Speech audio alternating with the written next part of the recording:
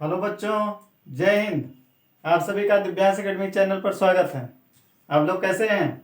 बढ़िया है।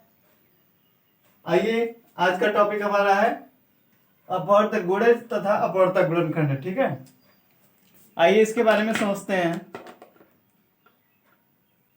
अपवर्त यानी क्या? गुणज। ठीक, और अपवर्तक क्या होता है? गुणनखंड होता है।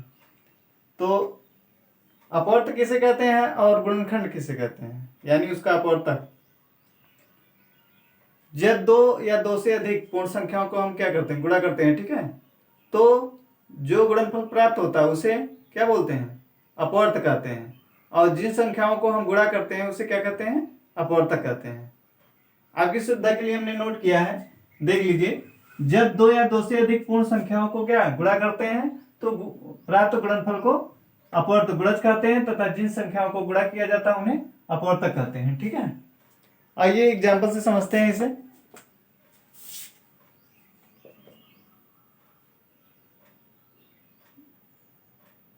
जैसे ले लिया जाए 2 × 8। ठीक है,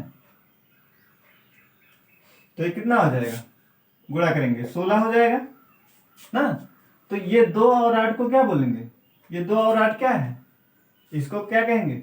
ये हमारा, और इसको क्या कहेंगे बताइए? परिभाषा हमने क्या बताई? जब दो या दो से अधिक पूर्ण संख्याओं को गुणा करते हैं तो प्राप्त गुणनफल को क्या अपवर्त कहते हैं। तो ये जो गुणनफल प्राप्त हुआ इसको क्या कहेंगे? इसको कहेंगे अपवर्त। इसको क्या कहेंगे? अपवर्त। ठीक है, और ये जिन संख्याओं को हम गुणा कर रहे हैं 2 और 8 को, इसको क्या कहेंगे? इसको हम कहेंगे अपवर्तक। ठीक, अपवर्तक यानी गुणनखंड।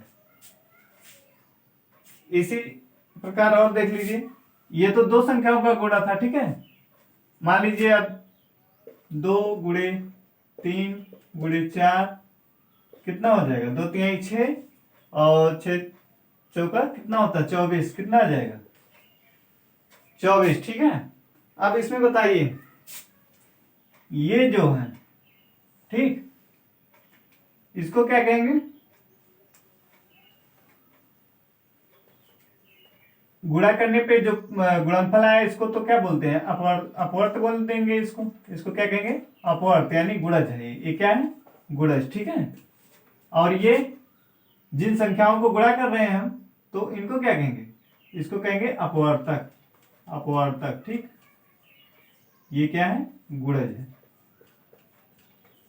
आया समझ में कि नहीं?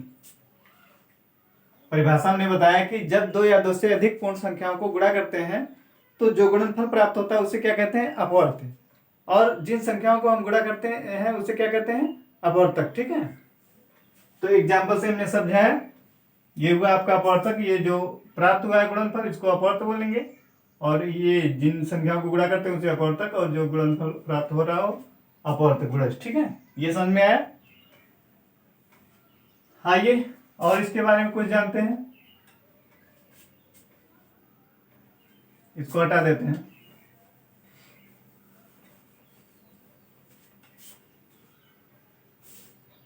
अब किसी संख्या का अपवर्तक कैसे ज्ञात किया जाता है? ठीक है, किसी संख्या का अपवर्त कैसे ज्ञात करते हैं इसके बारे में हमें पता होना चाहिए।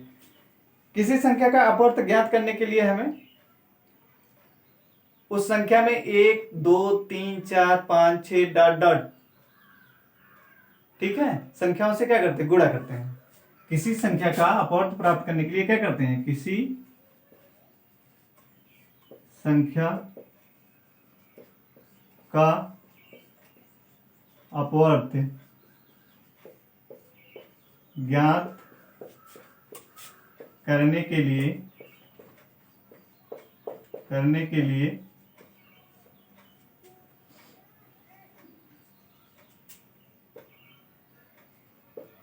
दी गई संख्या में, किसी संख्या का अपवर्त ज्ञात करने के लिए दी गई संख्या में 1 2 3 4 5 6 डॉट डॉट आदि से क्या करते हैं? गुणा करते हैं। ठीक है, आदि से क्या करते हैं? किसी संख्या का अपवर्त ज्ञात करने के लिए दी गई संख्या में हम 1 2 3 4 5 आदि से क्या करते हैं? गुणा करते हैं, ठीक है। क्या करते हैं? गुणा करते हैं। समझ में आया कि नहीं? आइए एग्जाम्पल से समझते हैं इसको। किसी संख्या का अपवर्त ज्ञात करने के लिए दी गई संख्या में हम 1 2 3 4 5 डॉट डॉट आदि संख्याओं से क्या करते हैं? गुणा करते हैं। आइए देखें कैसे।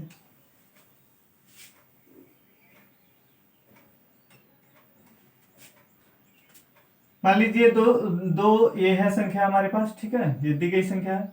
तो इसमें हम क्या करें? 1 से गुणा कर दीजिए, कितना आएगा? 2। फिर ऐसे 2 में 2 से गुणा कीजिए, कितना आएगा? ये 4। 2 में 3 से गुणा कर दीजिए, कितना आएगा? 6। 2 में 4 से गुणा कर दीजिए, कितना आएगा? 8। ठीक। 2 में 5 से गुणा कर दीजिए, कितना आएगा? 10। तो गुणा करने पर जो संख्या हमें प्राप्त हो रही है, ठीक है, गुणा करने पर हमें जो संख्या प्राप्त कर रही है उसे क्या कहते हैं? अपवर्त कहते हैं। जैसे क्या क्या हमें मिला है? 2 मिला है, 4 मिला है, 6 मिला है, 8 मिला है और 10 मिला है। तो 2 4 6 8 10 ये क्या है? हमारे अपवर्त हैं, ठीक है। हमने क्या बताया कि किसी संख्या के अपवर्त ज्ञात करने के लिए हमें दी गई संख्या में 1 2 3 4 5 6 डॉट डॉट आदि संख्याओं से क्या करते हैं? गुणा करते हैं, ठीक है। तो गुणा करने पर हमें क्या क्या जो जो मिला वही हमारा ये सब क्या है? ये क्या है हमारे? ये अपवर्त है, ठीक है। अपवर्त आया समझ में कि नहीं? आ गया? इसके आगे समझते हैं अपवर्त के गुण। अपवर्त के गुण क्या है? ठीक,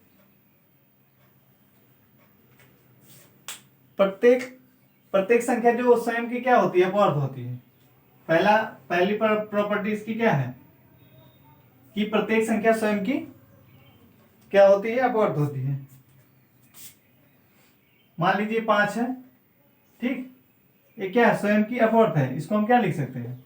5 गुणे 1, ठीक, क्या लिख सकते हैं? 5 गुणे 1, ये क्या है? स्वयं का अपवर्त। मतलब 5 जो है वो क्या 5 से विभाजित हो जाएगी। क्यों?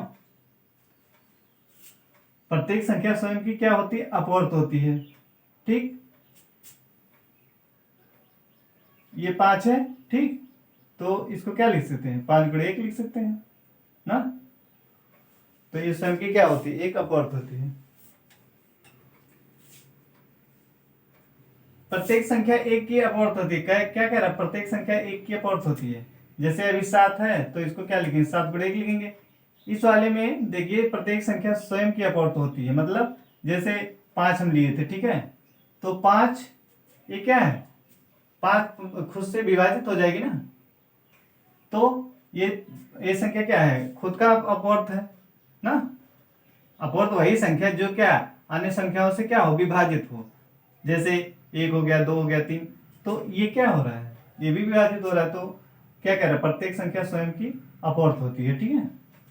प्रत्येक संख्या एक की अपवर्त होती है। तो 7 है, इसको क्या लिख देंगे? 7 गुणे 1 लिख देंगे। तो ये क्या हो जाएगा? एक का, प्रत्येक संख्या एक की क्या है? ये 7 क्या है? एक की अपवर्त है, ठीक है। प्रत्येक संख्या की अपवर्त संख्या उस संख्या से बड़ी या उसके बराबर होती है। क्या कह रहा है? प्रत्येक संख्या की अपवर्त उस संख्या से बड़ी या उसके बराबर होती है। तो मान लीजिए 17 है, ठीक। अब इसका हमें क्या करना है? प्रत्येक संख्या स्वयं की अपवर्त उस संख्या से बड़ी या उसके बराबर होती है। तो 17 का अपवर्त अगर निकालें तो क्या 17 गुणे 1 कितना आएगा? 17 आएगा, ठीक। तो क्या उसके बराबर आ गया। और ले जाएंगे तो क्या उससे अधिक आएगा।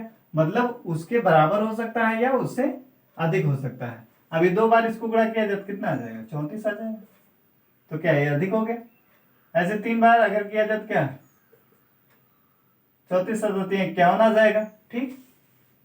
तो क्या कह रहा है? यही कह रहा है कि प्रत्येक संख्या की अपवर्त उस संख्या से बड़ी या उसके बराबर होती है। तो मान लीजिए 17 था, दिया गया संख्या 17 था, उसका मैंने अपवर्त किया कितना? 17 है, उसके बराबर आया या उससे अधिक। मतलब दी गई संख्या से कम नहीं हो सकता है, ठीक है।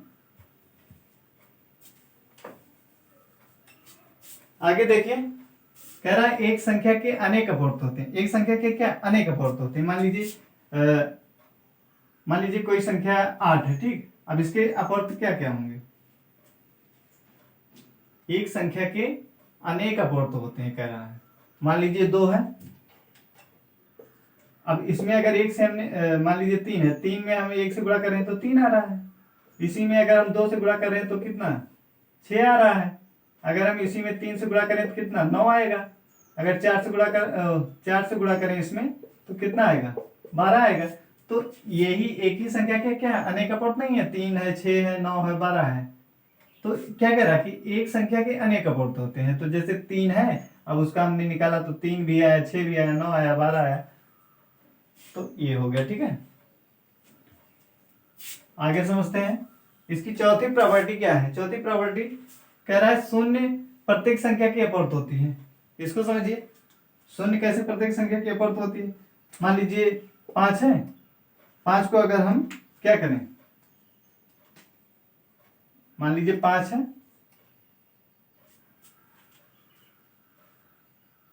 शून्य प्रत्येक संख्या की अपवर्त होती है। मान लीजिए ये शून्य है, ठीक है, ये क्या है, इसको कह रहा है कि प्रत्येक संख्या की अपवर्त। इसको 1 से गुणा करेंगे कितना आएगा, शून्य आएगा। इसको 2 से गुणा करें तो क्या शून्य आएगा। इसको 10 से गुणा करें तो क्या शून्य आएगा। इसको 100 से गुणा करें तो क्या आएगा शून्य आएगा। इसको 155 से गुणा करें तो क्या शून्य आएगा। तो शून्य क्या है प्रत्येक संख्या की अपवर्त है। देखो इसका 1 का भी है, 2 का भी है, 10 का भी है, 100 का भी है और 115 का। तो वही कह रहा है कि शून्य क्या है प्रत्येक संख्या की अपवर्त। ठीक आया समझ में, आया। आगे देखते हैं। अब गुणनखंड किसी संख्या के अपवर्तक यानी गुणनखंड कैसे प्राप्त करते हैं। ठीक है, अभी तक हमने क्या देखा कि किसी संख्या का अपवर्त कैसे प्राप्त किया जाता है और उसकी प्रॉपर्टी क्या है। अब हम किसी संख्या के अपवर्त यानी गुणनखंड कैसे ज्ञात करते हैं इसके बारे में जानते हैं। तो किसी संख्या का गुणनखंड प्राप्त करने के लिए क्या करना पड़ेगा, उस संख्या को हमें भाग करना पड़ेगा। देखिए किसी संख्या का अपवर्तक यानी गुणनखंड प्राप्त करने के लिए किसी संख्या का अपवर्तक प्राप्त करने के लिए दी गई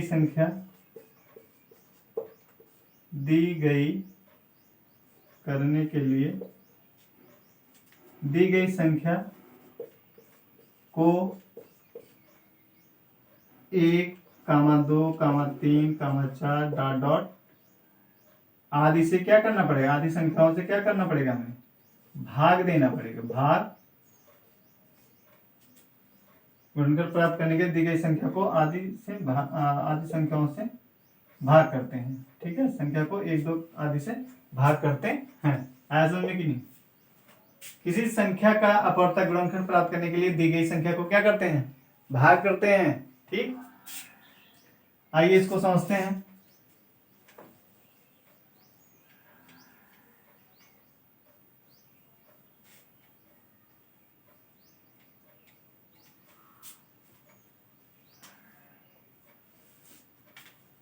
मान लीजिए आपके पास 24 है, ठीक है। अब इसका हमें क्या गुणनखंड अपवर्तक प्राप्त करना, तो इसको क्या करो, भाग दे दो। 24 में भाग दो, 1 से कितना आएगा 24, 2 से भाग करो कितना आएगा 2 दूना 4, फिर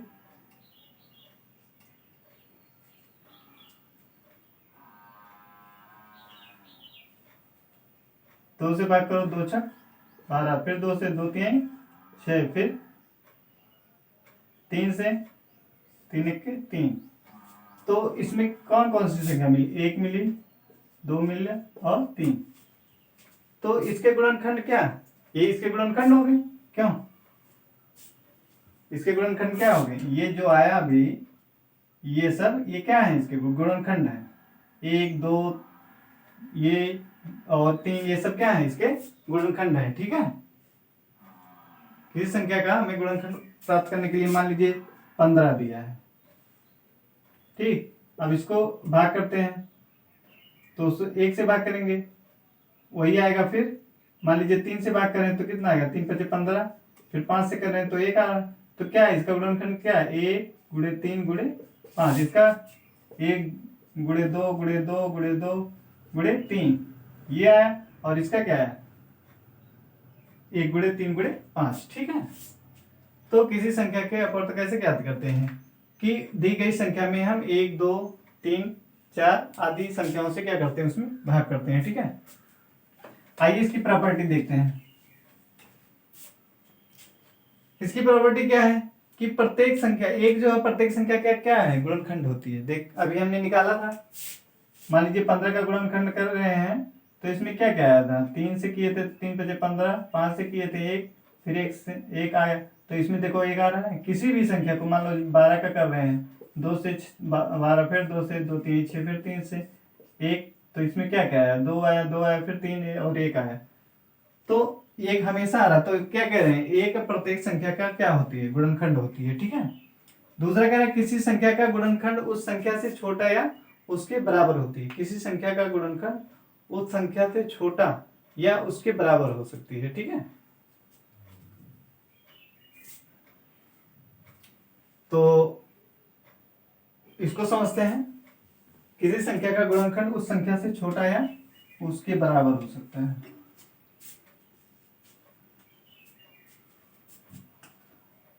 मान लीजिए 17 का निकालना है, तो 17 को क्या करेंगे, 1 से भाग करेंगे, तो कितनी बार, तो 17 से अगर भाग कर रहे हैं तो कितनी बार, 1 बार जा रहा है, ठीक। तो किसी संख्या का गुणनखंड उस संख्या से छोटा या उसके बराबर होता है। तो देखिए ये 17 × 1 है, कितना आएगा, 17 आएगा। तो इसका गुणनखंड जो ये क्या है, 17 है ना, 17 का क्या 17 ही आ रहा है, तो उसको क्या कहेंगे, किसी संख्या का गुणनखंड उस संख्या से छोटा या उसके बराबर हो सकता है। इसमें तो बराबर आ रहा है। मान लीजिए दिया है 25, इसको करेंगे तो 5 × 25, फिर 5 × 5, तो इसमें क्या 5 × 5 × 1, तो इससे 25 से क्या छोटा आ रहा है, ठीक है। अगला देखते हैं, 0 को छोड़कर प्रत्येक संख्या स्वयं का गुणनखंड होती है। 0 को छोड़कर, 0 के अलावा सभी संख्याएं स्वयं का क्या होती हैं, गुणनखंड होती हैं। जैसे मान लीजिए 13 है, अब 13 क्या खुद को काटेगी ना, तो ये कह रहे हैं कि 0 को छोड़कर क्या प्रत्येक संख्या स्वयं का क्या होती है, गुणनखंड होती है। 13 हो गया, मान लीजिए 7 है, ये क्या स्वयं को काटेगी, ठीक। तो ये क्या होती है, प्रत्येक संख्या स्वयं का गुणनखंड होती है, समझ में। और इसमें एक चीज और ध्यान दीजिए, यदि हम मान लीजिए अभी गुणा कर रहे हैं किसी संख्या से, 2 × 3 × 4, ये आ रहा हमारा 2 3 6 और 6 चौको 24, ठीक है। अब इसको यदि हम भाग करें, 24 को 2 से भाग करो, 2 से भाग करेंगे कितना आएगा, 2 × 2 2 × 4, 2 × 2, फिर ये आया, फिर 2 7 14, ठीक, ये कट गया। फिर 3 से भाग करें तो कितना आएगा, 3 8 24 आ जाएगा ना। फिर 4 से भाग करें तो 4 6 24 आएगा। इससे भाग करें तो 12 दूना 24, फिर 3 से 3 8 24, फिर 4 से 4 6 24, ठीक। इस तरीके से क्या ये विभाजित हो जा रहा है, ये क्या हो जा रहा है, जिन संख्याओं से हम जिन संख्याओं को गुणा करते हैं उससे क्या हो रहा है, पूरा पूरा विभाजित हो रहा है। इसका मतलब क्या कि अपवर्त जो होती है वो क्या होता है, अपने गुणनखंड से पूर्णतः क्या है, यदि अपवर्त क्या दी गई संख्याओं 1 2 3 आदि से क्या हो, दी गई संख्याओं में से यदि पूर्णतः विभाजित हो जाती तो उसका क्या होता है, वो उसका अपवर्तक होता है, ठीक है।